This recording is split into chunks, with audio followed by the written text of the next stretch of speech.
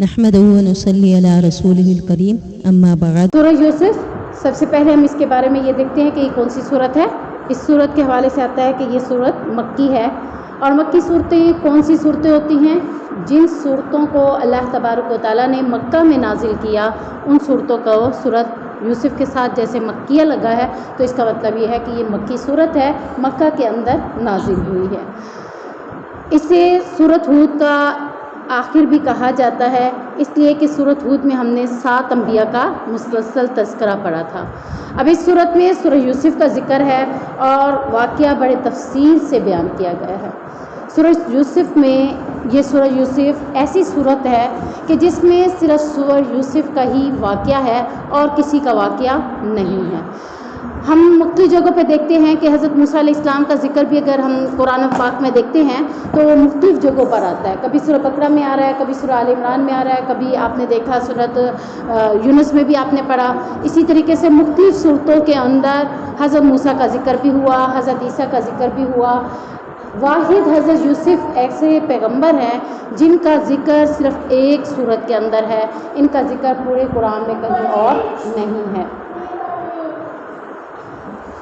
تو ہم اس صورت کے حوالے سے یہ دیکھتے ہیں کہ یہ صورت میں حضرت یوسف کا تفصیل سے سارا واقعہ بیان کیا گیا ہے، اور یہ صورت کب نازل ہوئی اس کے بارے میں آتا ہے کہ صحابہ کرام نبی محمد رسول اللہ صلی اللہ علیہ وسلم سے کہا کہ ہمیں کوئی قصہ سنائیں۔ جیسے ہمارے آپس میں لوگ بیٹھے ہوتے ہیں، کبھی کہہ دیتے کوئی ایسی کہانی، کوئی قصہ، کوئی واقعہ، کچھ ایسا سنائیں جس سے پتہ چلتا ہو کہ یعنی جو ہمارے لیے کوئی نصیحت کا باعث ہو جائے۔ انہوں نے بھی حضرت یوسف علیہ السلام کے بارے میں مختلف باتیں سنی ہوئی تھی، تو اللہ کے نبی صلی اللہ علیہ وسلم سے انہوں نے کہا کہ ہمیں کوئی قصہ سنائیے۔ تو اللہ تبارک و تعالیٰ نے سورۃ یوسف نازل کی، جو کہ قصہ کے ساتھ ساتھ یہ بتایا گیا کہ یہ احسن القصص، بہترین قصہ ہے، یعنی کوئی عام واقعہ نہیں ہے، کوئی عام قصہ نہیں ہے، بلکہ یہ واقعہ اور یہ قصہ بہت ہی بہترین قصہ ہے۔ اس کے حوالے سے مزید یہ آتا ہے کہ اس صورت میں بھی اللہ تبارک و تعالیٰ نے اللہ کی وحدانیت کا ذکر بھی کیا ہے، اور اس کے ساتھ ساتھ نبی کریم صلی اللہ علیہ وسلم کو تسلی بھی دی ہے۔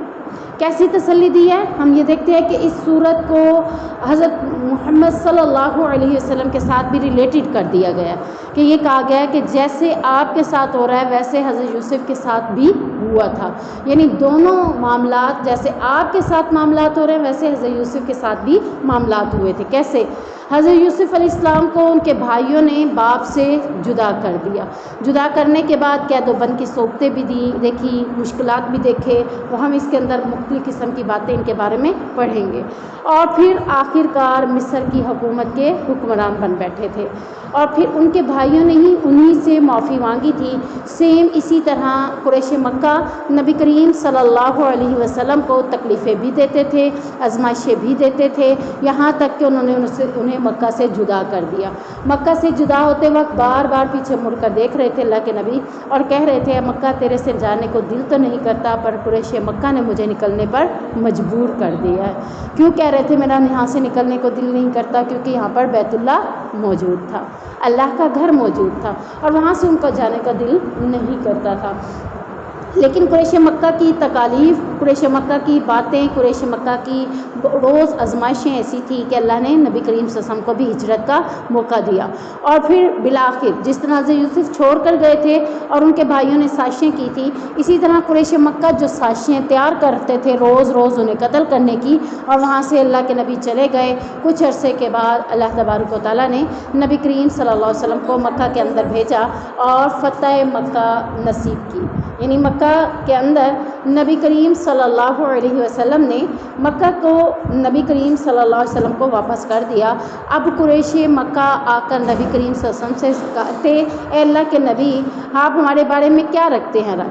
اللہ کے نبی نے خود ان سے پوچھا بتاؤ تم کیا توقع رکھتے ہو کہ میں تمہارے ساتھ کیسا سلوک کروں گا؟ ظاہری بات ہے ایک دور تھا جب نبی کریم صلی اللہ علیہ وسلم پر عذریاں بھی ڈالی گئی، نبی کو تکلیفیں دی گئی، نماز پڑھنے کے لیے اگر وہ باہر نماز پڑھتے تو منع کر دیا جاتا، اسی طرح کئی قسم کی آزمائشیں تھیں جو نبی کو فتح مکہ سے پہلے دی گئی تھی۔ اب مکہ کے حکمران کون بن گئے ہیں؟ اللہ کے نبی صلی اللہ علیہ وسلم۔ اب اللہ کے نبی سے وہ آ کر کہتے ہیں اور اللہ کے نبی ان سے پوچھتے ہیں بتاؤ آج فتح مکہ کے بعد اس کا حکمران تو میں ہو گیا، اب تم میرے بارے میں کیا توقع رکھتے ہو کہ میں تمہارے ساتھ کیسا سلوک کروں گا؟ تو انہوں نے کہا کہ آپ ہمارے کریم النفس بھائی ہیں، یعنی ہم نے آپ کو دیکھا ہے کہ آپ بڑے رحم دل، بہت ہی عزت سے نوازنے والے اور بہت ہی اچھے انسان ہیں، تو اسی طرح اچھے انسان کے بیٹے ہیں، ہم توقع رکھتے ہیں کہ آپ ہمارے ساتھ اچھا برتاؤ کریں گے۔ حالانکہ انہوں نے اچھا برتاؤ نہیں کیا تھا۔ یہ ایک انسان کی صفت ہونی چاہیے کہ لوگ اس کے ساتھ جتنا برا کریں وہ کہے کہ تم نے جتنا بھی برا کیا لیکن میری صفت کیا ہے کہ میں تمہارے ساتھ اچھائی ہی کروں گا، اور لوگ بھی یہ توقع رکھیں، یعنی صرف میں اپنے منہ سے نہیں کہوں بلکہ لوگ بھی یہ توقع رکھیں کہ یہ مجھ سے اچھا سلوک کرے گا، کیونکہ اس کی یہ صفت ہے، یہ کسی کے ساتھ ایسا معاملہ نہیں رکھتا۔ اور نبی کریم صلی اللہ علیہ وسلم نے اپنے بارے میں بہت جگہ پر کہا بھی تھا کہ میرے بارے میں تم جو باتیں بھی کرو میں سن لوں گا، لیکن دین، قرآن اور رسالت کے بارے میں جب تم باتیں کرو گے تو وہ میں برداشت نہیں کروں گا۔ تو نبی کریم صلی اللہ علیہ وسلم نے کہا کہ آج میں بھی تمہیں وہی کہتا ہوں جو یوسف نے اپنے بھائیوں سے کہا تھا کہ آج تم پر کوئی پابندی نہیں، جو تم سب آزاد ہو۔ نبی کریم صلی اللہ علیہ وسلم نے بھی انہیں آزاد کر دیا، جس طرح حضرت یوسف نے اپنے بھائیوں کو معاف کر دیا تھا۔ تو یہ دونوں صورتوں میں دونوں کا تعلق، دونوں کی باتیں مشترکہ ہیں، ایک جیسی ہیں، ریلیٹڈ ہیں ایک دوسرے سے۔ تو اس طرح سے بھی نبی کریم صلی اللہ علیہ وسلم کو اللہ تبارک و تعالیٰ نے یہ قصہ بیان کیا۔ اب اس قصے کے اندر ہم دیکھتے ہیں کہ کیا معاملات ہیں۔ سب سے پہلے کیا ہے؟ الف لام را، حروف مقطعات۔ یہ وہ لفظ ہیں جن کا معنی و مطالب نہ اللہ نے بتایا، نہ ہی قریش لوگوں کو اس کا معنی معلوم ہو سکا، اور نہ ہی اس کے بارے میں کوئی وضاحت ہے کہ آپ ان ناموں کے ساتھ کچھ بھی ایسا کر لیں تو آپ کی مرضی ہے، نہیں، بلکہ اللہ نے ان کو مخفی رکھا ہے، پڑھنے کا حکم دیا ہے۔ سو ہمارا ان کے اوپر یہی ایمان ہے کہ ہم انہیں پڑھیں گے ضرور، لیکن ان کے معنی، ان کے مطالب، ان کی فضیلت کیا ہے، اس کے بارے میں ہم کچھ بھی نہیں جانتے۔ اب یہاں سے پتہ چلتا ہے کہ جتنا علم اللہ ہمیں دینا چاہتا ہے ہم نے وہی لیا ہے، اور جتنا علم اللہ نے اپنے غیب میں رکھ دیا وہ غیب میں ہی موجود ہے۔ غیب کے علم میں سے بھی جتنی باتیں اس نے ہمیں بتانی تھی وہ بتا دی۔ ہمیں نہیں پتا تھا قیامت آئے گی لیکن اللہ نے بتا دی، ہمیں نہیں پتا تھا حشر کا دن آئے گا، اللہ نے بتا دیا، جنت جہنم ہے اللہ نے بتا دی۔ یہ غیب کی باتیں تھی، اگر اللہ نہ بتاتا تو ہم انہیں نہ جانتے۔ تو غیب کے علم میں سے بھی اس نے جتنی باتیں نبی کو بتائیں اتنی ہی باتیں نبی نے ہم تک پہنچائیں۔ نبی نے کوئی بات ہمیں سے نہیں چھپائی، کیونکہ اللہ کے نبی نے حجۃ الوداع کے موقع پر اور آخری آیت کے موقع پر یہی کہا تھا کہ کیا میں نے تم تک اپنا دین مکمل کر دیا ہے؟ تو لوگوں نے کہا تھا ہاں کیوں نہیں، ہم پر دین مکمل ہو گیا۔ کہا میں نے کچھ بھی تم پر نہیں چھپایا، یعنی یہ نہیں ہے کہ اللہ نے مجھے کوئی حکم دیا اور میں نے تم سے چھپا لیا ہو، ایسا ممکن نہیں ہے۔ تو یہاں بھی اللہ نے اگر ان کے معنی و مطالب بتائے ہوتے تو ضرور ان کی فضیلت بتائی ہوتی تو ہمیں پتہ چلتی، نہ تو ان کی فضیلت بتائی گئی ہے نہ ان کے معنی بتائے گئے ہیں۔ تو سو ہمارا ایمان کیا ہے کہ بس ہم نے اس کو پڑھنا ہے، اور اس کو پڑھنے پر ہمیں 30 نیکیاں مل جائیں گی، کیونکہ یہ 3 ورڈز کے اوپر مشتمل ہے، الف لام را، 10 20 30۔ یہ جو ورڈ ہے سب کو جو کہا جاتا ہے، یہ لوگ جو گھروں میں لگا لیتے ہیں لے کے، ہاں جی، نہیں بالکل بھی نہیں، کیونکہ میں یہی بتا رہی ہوں نا کہ ان کی فضیلت کے بارے میں ہمیں نہیں بتایا گیا۔ یہ نہیں بتایا گیا کہ جو اسے اپنے گھر میں لٹکائے گا یا اسے اپنے دکان پہ لٹکائے گا تو یہ برکت کا باعث بن جائے گا، کمائی زیادہ ہو جائے گی، اور مختلف قسم کی کیا سرائیاں ہیں جو لوگوں نے دنوں کے ساتھ بھی اور چیزوں کے ساتھ بھی اور قرآن کے حروف کے ساتھ بھی انہوں نے بنا لی۔ جیسا کہ ان کا یہ عقیدہ ہے کچھ لوگوں کا کہ اگر اس قرآن کو حروف میں لکھ لیا جائے، جو لوگ حروف میں لکھتے ہیں، لکھ لیا جائے اور اسے تعویذ بنا کر گلے میں ڈال دیا جائے تو واش روم میں پہن کر جانے میں کوئی قباحت نہیں ہے۔ یہ ان کی اپنی کیا سرائیاں، اللہ نے اس قرآن کو عربی میں نازل کیا، ہم اس کو اردو میں اپنی لینگویج میں پڑھیں گے، لیکن عربی اردو ایک لینگویج ہے، میتھ گنتی کے حروف وہ تو حساب و کتاب کے لیے تو ہو سکتے ہیں، لیکن قرآن پڑھنے کے لیے ہے، حساب و کتاب کے لیے نہیں ہے۔ تو سو ان کے ورڈز کو اس طرح کرنا یہ ان کی کیا سرائی ہے۔ اسی طرح جو لوگ اس کو گھروں میں لٹکا دیتے ہیں، جو لوگ دکانوں پہ لٹکا دیتے ہیں، ان کی فضیلتیں بتاتے ہیں، جب اللہ نے نہیں بتائیں تو ہم کون ہوتے ہیں اس کی فضیلت بتانے والے۔ تلک آیات الکتاب المبین، یہ واضح کتاب کی آیات ہیں، یعنی کتاب المبین سے مراد واضح کر دینے والی کتاب، کوئی بات چھپی ہوئی نہیں ہے۔ دیکھیے الف لام را کا بھی کچھ چھپا ہوا تو نہیں ہے نا، بتا دیا اللہ نے کہ یہ غیب کا علم ہے، اس کے علم میں نے آگے نہیں دیا۔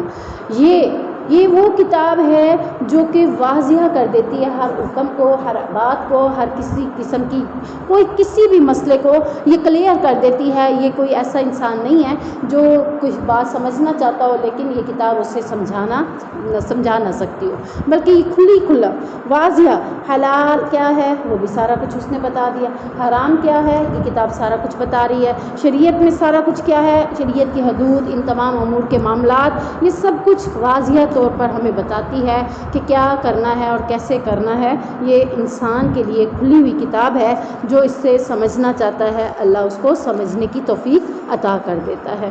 تو مبین سے مراد واضح کر دینے والی، کھلی حقیقت پر مبنی کتاب، ہر قسم کی بات کو کھلم کھلا بیان کر دینے والی۔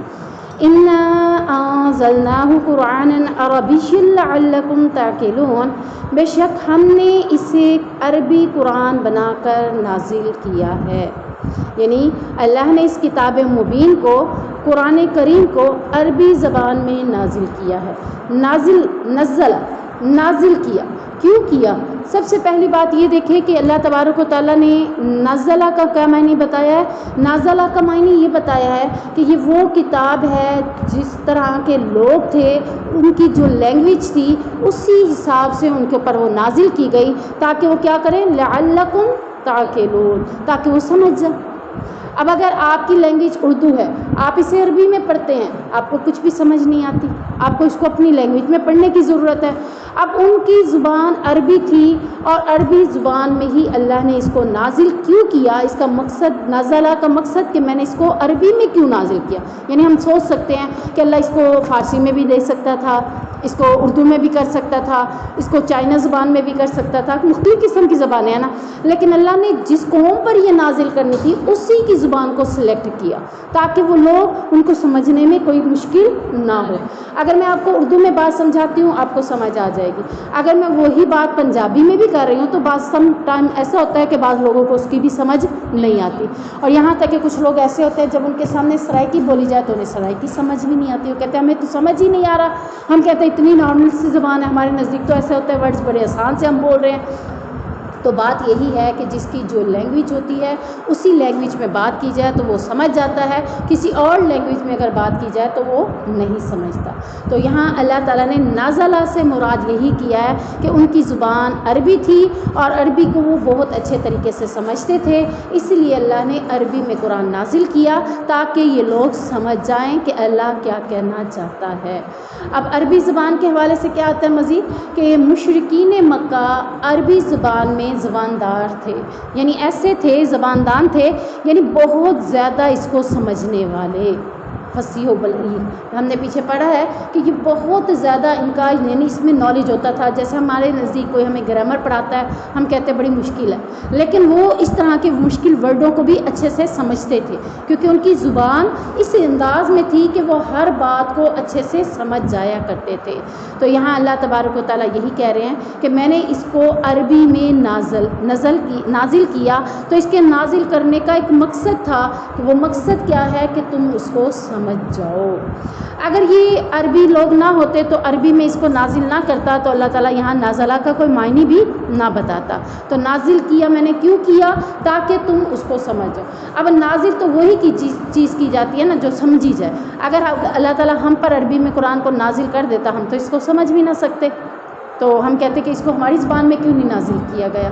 تو انہیں عربی زبان تھی تو عربی میں ہی نازل کیا گیا، اور اس کے مخاطب بھی عربی ہی تھے، اور پھر اس عربی زبان میں بھی سب سے زیادہ عربی کو سمجھنے والے لوگ کون سے تھے؟ قریش مکہ، یعنی ان کے بارے میں آتا ہے کہ جتنے عربی تھے، اب دیکھ لیں آپ شام میں بھی عربی پائے جاتے ہیں، ٹھیک ہے، مصر میں بھی عربی پائے جاتے ہیں، ارد گرد کئی ایسے ممالک ہیں جہاں پہ عربی بولی جاتی ہے، اور ہر ایک کی عربی میں فرق ہوگا۔ آپ دیکھ لیں اردو میں بھی فرق ہوتا ہے، سرائکی میں بھی فرق ہوتا ہے، پنجابی میں بھی فرق ہوتا ہے، ہر ایک کی بولی میں فرق ہوتا ہے، یہاں تک کہ سرائکی بولنے والے پیور سرائکی کے لفظ سمجھ نہیں پاتے، جب ان کے سامنے بولا جاتا ہے وہ کہتے ہیں یہ کیا کہہ رہے ہیں۔ تو یہ اسی طرح عربیوں میں بھی قریش مکہ سب سے زیادہ ذہین و فطین تھے، یعنی ان کے بارے میں یہ تھا کہ ان کو سند دی گئی تھی۔ کس چیز کی سند دی جاتی ہے؟ سند سے مراد کیا ہوتا ہے؟ سند سے مراد ہوتا ہے اتھارٹی دے دینا، کہ یہ وہ لوگ ہیں جنہیں ہر بات کی سمجھ آ جاتی ہے۔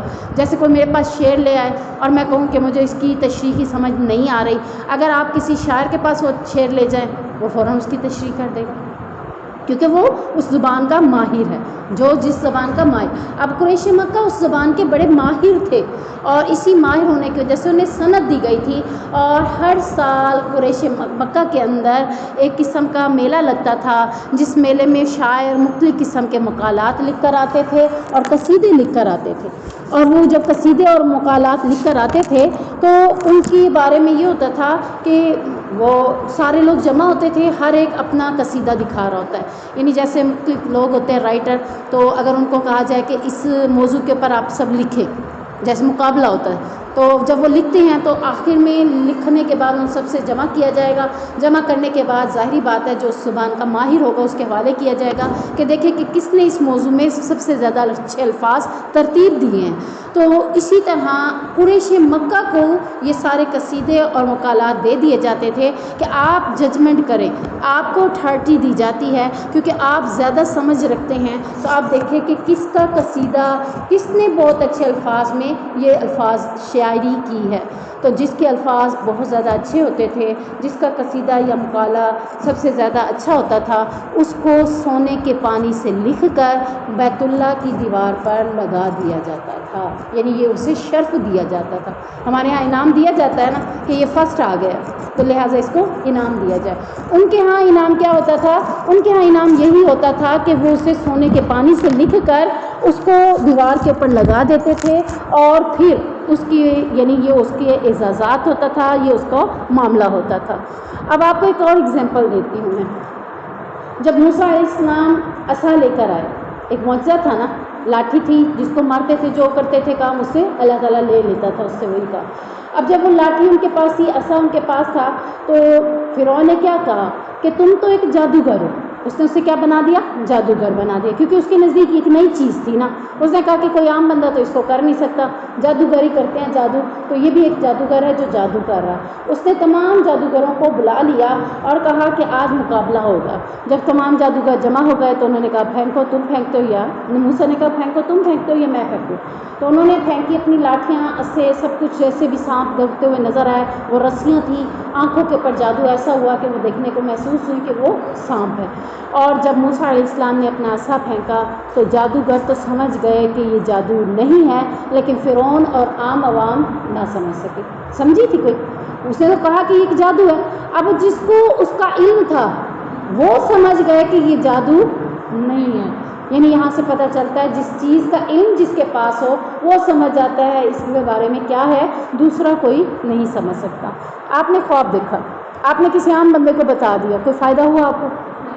آپ نے جب خواب کی تعبیر بیان کرنے والے جس کے پاس یہ علم ہے، تعبیر الرؤیا یعنی وہ تعبیر بتاتا ہے خوابوں کی، آپ نے جب اس کو خواب بتایا تو آٹومیٹک اس خواب کی تعبیر آپ کو بتا دیتا ہے۔ تو یہ کیا ہے کہ جس کے پاس جو علم ہوتا ہے اسی علم کی بیس پر وہ سمجھ جاتا ہے کہ یہ کیا صحیح ہے اور کیا غلط ہے۔ تو موسیٰ کے عصا کو دیکھتے ہی جادوگر سمجھ گئے کہ یہ جادو نہیں ہے، کیونکہ جادو تو ہم بھی کر رہے ہیں اور ہمیں بڑا بڑا جادوگر موجود ہے، لیکن کوئی بھی سمجھ گئے سبھی کہ یہ کوئی جادو نہیں ہے، یہ اللہ کی طرف سے معاملہ ہے۔ جو کہہ رہے ہیں نبی کہ میں اللہ کی طرف سے معجزہ دیا گیا ہوں، تو یہ واقعی معجزہ ہے، اور یہ ہم کیا، انہوں نے کہا قالوا آمنا برب ہارون و موسیٰ، کہ ہم ہارون اور موسیٰ کے رب پر ایمان لے آئے۔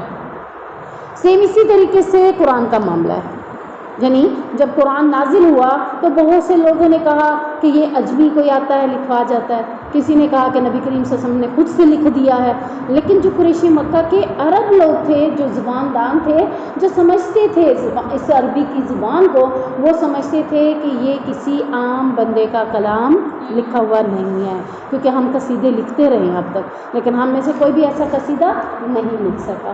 اور پھر انہوں نے کیا کہا کہ شاید کوئی عجمی لکھوا جاتا ہے، حالانکہ اجمیوں کے بارے میں کیا ہے، اجمیوں کے بارے میں کہا جاتا ہے کہ اجمی تو ایسے تھے جیسے گویا گونگے ہیں، یعنی آپ دیکھ لیں دو شخص ایسے ہیں، ایک آپ کو اچھے انداز میں بات سمجھا دیتا ہے، دوسرے کو سمجھانا ہی نہیں آ رہا، آپ کہیں آپ اسے کیا کہیں گے؟ بولنا نہیں آتا، بتانا نہیں آ رہا، یہی کہیں گے نا. تو یہ جو گنگے کہا جا رہا ہے اجمی کو، یہ مطلب نہیں ہے کہ وہ اللہ کی طرف سے گنگے تھے. اجمی کے بارے میں جو گنگے کہا جا رہا ہے کہ وہ اس بیس پر کہا جا رہا ہے کہ وہ اپنی بات کو سمجھانے میں نااہل تھے، اس لیے انہیں گنگے سے تشبیہ دی گئی تھی کہ انہیں اپنی بات سمجھانا نہیں آتی تھی، اور وہ بیٹھے ہوتے تھے کہ کیا کریں کیسے کریں، انہیں سمجھ ہی نہیں آتی تھی. سو اللہ تبارک و تعالیٰ نے یہاں ان کے بارے میں کہا کہ اجمی تو ایسے ہیں کہ گنگے ہیں، بات سمجھا نہیں سکتے، جبکہ عربی ایسے ہیں جو اپنی بات کو واضح انداز میں بات کو سمجھا سکتے ہیں. اور عربیوں میں بھی سب سے بہترین بیسٹ زبان کس کی تھی؟ قریش مکہ کی. یہ ایک وہ قبیلہ تھا جسے قریش مکہ کہا جاتا ہے، تو یہ قبیلہ تھا. اور ہم اگر کسی کو پوچھ سکتا ہے ہم سے کہ کون سے قبیلے کی زبان سب سے بیسٹ تھی، تو ہم کہیں گے عربیوں میں بھی قریش مکہ قبیلے کی زبان سب سے بیسٹ زبان تھی کہ وہ اس بات کو اچھے طریقے سے سمجھ جایا کرتے تھے. تو یہ تو ہو گیا نازلہ کا معنی. اور اب ہم یہاں پر دیکھتے ہیں آیت میں ہے لفظ انزلناہ، کہ ہم نے اس کو نازل کیا. اس کے بارے میں آتا ہے کہ یہ قرآن اللہ تبارک و تعالیٰ کی طرف سے لیلۃ القدر میں ایک ہی رات میں آسمانی دنیا پر نزول ہو گیا تھا. سمجھ آئی؟ لوح محفوظ سے آسمان پر. اب دیکھیں اللہ نے جو حکم دینا ہوتا ہے نا، وہ خاص خاص لوگ ہی اوپر جاتے ہیں، خاص خاص فرشتے ہی اوپر جاتے ہیں. آپ دیکھ لیں کہ اللہ کے نبی صلی اللہ علیہ وسلم کو جب بلایا گیا تو انہیں بھی سدرۃ المنتہا سے آگے جانے کی اجازت نہیں تھی. اس سے اوپر کچھ فرشتے جاتے ہیں جن کی اللہ نے ڈیوٹی دے رکھی ہے، جن کو اللہ نے پیغامات دینے ہوتے ہیں. وہ اللہ سے پیغام لے کر نیچے کے فرشتوں کو بتاتے ہیں، اور نیچے کے فرشتے پھر دنیا پر آ کر وہ معاملات چلاتے ہیں. تو اللہ تبارک و تعالیٰ نے لوح محفوظ سے ایک ہی رات میں، لیلۃ القدر کی وہ رات تھی، اسی رات میں آسمانی دنیا یعنی دنیا کے پہلے آسمان، جسے کہا جاتا ہے نا اللہ کے نبی اللہ کے بارے میں کہا جاتا ہے کہ جب رات کا آخری پہر ہوتا ہے تو اللہ رب العزت آسمانی دنیا پر نزول کرتا ہے، نازل ہو جاتا ہے. تو اسی طریقے سے اللہ نے ادھر ہی پورا قرآن ایک ہی رات میں نازل کیا، لیکن وہاں سے ہم تک پہنچتے پہنچتے 23 سال کا عرصہ لگ گیا. تو یہ انزلناہ کہ ہم نے اس کو نازل کیا. اور دوسری بات یہاں پر جن لوگوں کو ڈاؤٹ تھا، جو کہتے تھے کہ یہ عربی نے بنایا، کسی اجمی نے بنایا ہے، تو اللہ تعالیٰ کہہ رہا ہے اس کو کسی نے نہیں بنایا، اس کو ہم ہی نے، یعنی روح کا صیغہ اللہ نے اپنی طرف لیا کہ ہم ہی نے اس کو نازل کیا ہے، ہمارے علاوہ کوئی اور اس کو نازل کرنے والا نہیں ہے. اب یہاں پر تمام باتیں واضح ہو گئی ہیں نا کہ نازلہ کا کیا مطلب ہے اور انزلناہ کا کیا مطلب ہے. اللہ نے دونوں باتوں کو کھول کر بیان کر دیا. اب یہ قرآن کو نازل کرنے کا اصل مقصد کیا ہے؟ اب دیکھیں یہاں پر آپ پورا قرآن پڑھ لیں گی تو آپ کو یہ کہیں سے بھی نہیں ملے گا کہ اللہ نے کہا کہ قرآن پڑھنے کے لیے. ایک الگ بات ہے، حدیثوں میں ملتا ہے، اس کو پڑھنے کی فضیلت بتائی جاتی ہے کہ اس کو اب زیادہ سے زیادہ ذکر کرنا اللہ کو پسند ہے، ٹھیک ہے نا. لیکن قرآن کو نازل کرنے کا جو اصل مقصد ہے لعلکم تعقلون، تاکہ تم سمجھ جاؤ، عقل حاصل کر لو، اس سے تم اپنی باتوں اپنے معاملات کو صحیح طریقے سے سمجھ جاؤ.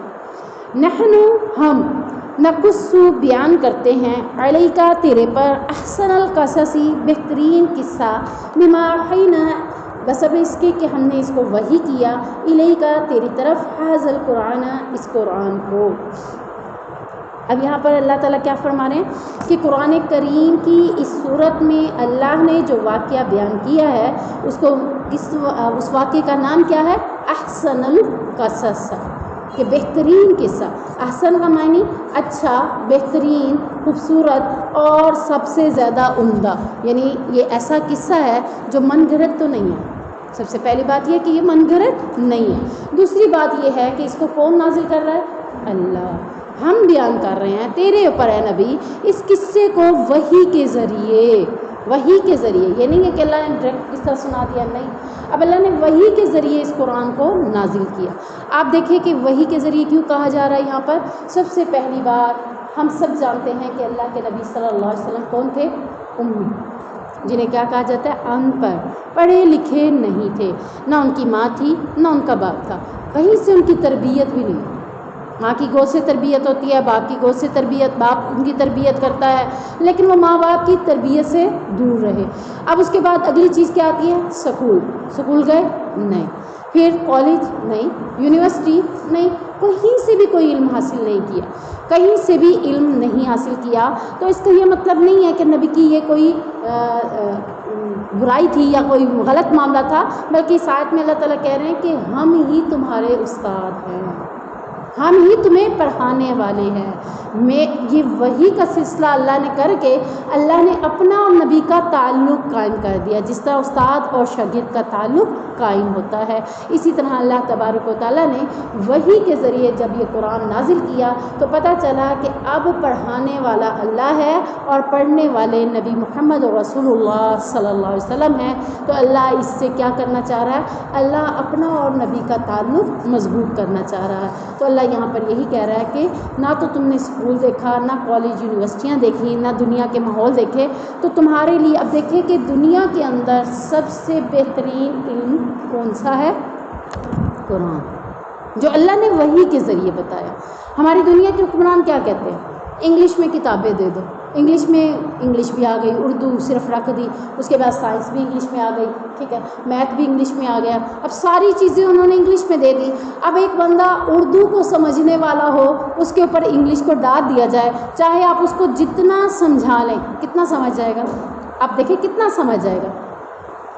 تھوڑا سا دیر کے لیے اسے سمجھ آ جائے گی کہ یہ مضمون اس پیج پہ کیا بات ہو رہی ہے، لیکن تھوڑے عرصے بعد وہ بھول جائے گا کہ اس میں کیا بات ہے۔ وہ رٹا تو لگا کر پیپر دے دے گا، پر وہ اس کو سمجھ نہیں سکے گا۔ سمجھنے کے لیے اس زبان کا ہونا ضروری ہے۔ یہ تو اللہ نے اس قرآن میں کہہ دیا نا کہ سمجھنے کے لیے وہ زبان ضروری ہے۔ جس زبان میں آپ ہیں، آپ کسی کو وہ بات سمجھانا چاہ رہے ہیں، اسی زبان میں اس کو وہ بات سمجھائیں تو وہ زیادہ سمجھ جائے گا بنسبت دوسری زبان کے۔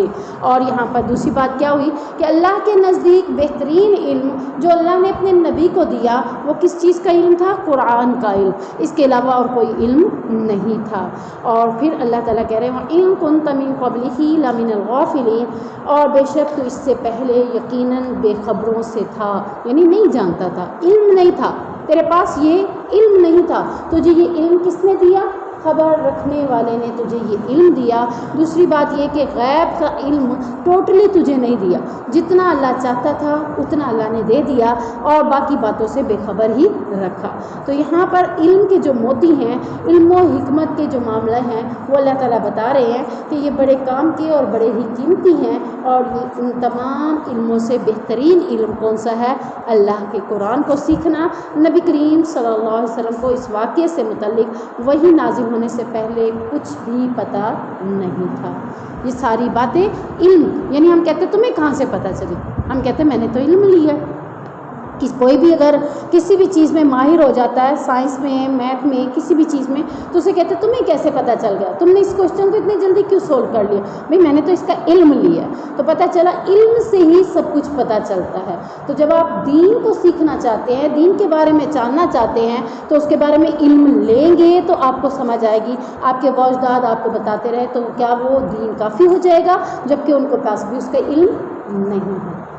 علم ہوگا تو اس کے بارے میں ہم حقائق بھی جان سکیں گے، علم نہیں ہے تو کچھ بھی نہیں جان سکتے۔ تو یہاں سے پتہ چلتا ہے کہ اس قصے کے بارے میں آپ صلی اللہ علیہ وسلم بھی کچھ بھی نہیں جانتے تھے، اور یہاں آپ کی عظمت، آپ کی شان، آپ کے معاملات بتائے جا رہے ہیں کہ آپ اس سے غافل تھے، بے خبروں سے تھے، آپ کو اس کا کوئی علم نہیں تھا۔ اب اللہ نے آپ کو اعزاز دیا، اس کا علم آپ کو دے دیا۔ جیسے میں کہتی ہوں نا کہ اس چاروں میں سے یہ بوری ذہین ہے، اس کو ساری باتیں پتہ ہے، تو اس کو کیا مل جاتا ہے؟ وہ اعزاز، وہ پروٹوکول اس کو مل جاتا ہے۔ تو یہاں اللہ تبارک و تعالیٰ نبی کریم صلی اللہ علیہ وسلم کو علم کے حوالے سے کیا کہہ رہے ہیں کہ یہ اعزاز، یہ شان اے نبی تیرے لیے ہے کہ تو نے اس علم کو بیان کر دیا ہے۔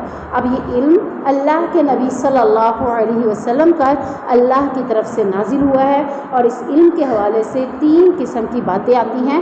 وہ کون سی ہیں؟ کہ علم کے ذرائع 3 قسم کے ہوتے ہیں، یعنی کسی بھی شخص کو اگر علم حاصل کرنا ہے تو 3 طرح کے سورس آف نالج ہوتے ہیں۔